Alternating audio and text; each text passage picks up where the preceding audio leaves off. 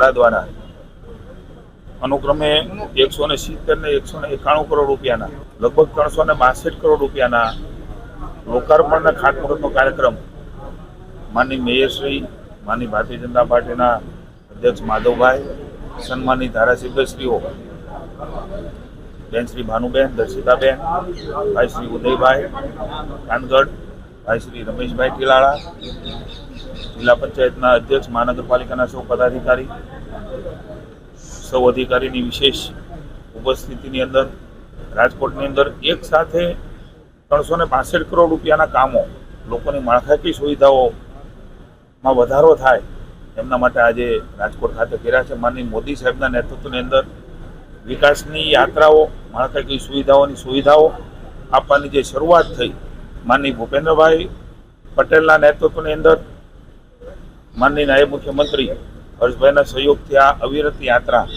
એ શરૂ રહી છે. ત્યારે મને આનંદ છે કે માત્ર એટલું જ નહીં, આવનારા ટૂંક સમયની અંદર 119 કરોડ રૂપિયા અને 518 કરોડ રૂપિયા એમ પ્રધાનમંત્રી આવાસ યોજના અને વિવિધ પ્રકારના કામો, એટલે કે આરોગ્ય કેન્દ્ર બનાવવાના હોય, કોઈ જરૂરિયાતના મશીનો લાવવાના હોય, બગીચા બનાવવાના હોય, ફૂટબોલ ગ્રાઉન્ડ, રમતગમત ક્ષેત્રે પણ રાજકોટ અગ્રેસર રહ્યું છે. ત્યારે ડ્રેનેજની કઈ બાબતો હોય, કોમ્યુનિટી હોલ હોય, ઓફિસ બનાવવાની હોય, રોડ બનાવવાના હોય, પાણીની લાઈન નાખવાની હોય, આવા અનેકવિધ કામો એ આવનારા સમયમાં પણ થશે. એટલે લગભગ કુલ મળીને 300ની ઉપરાંતના કામો આજે 362 કરોડના કામો અને ખાતમુહૂર્ત અને લોકાર્પણ આજે થયા છે. અને આવનારા સમયમાં હજુ પણ લગભગ 600-650 કરોડ રૂપિયાના કામો એ રાજકોટની જનતા માટે શરૂઆત કરીશું અને લોકાર્પણ કરીશું. મને આનંદ છે કે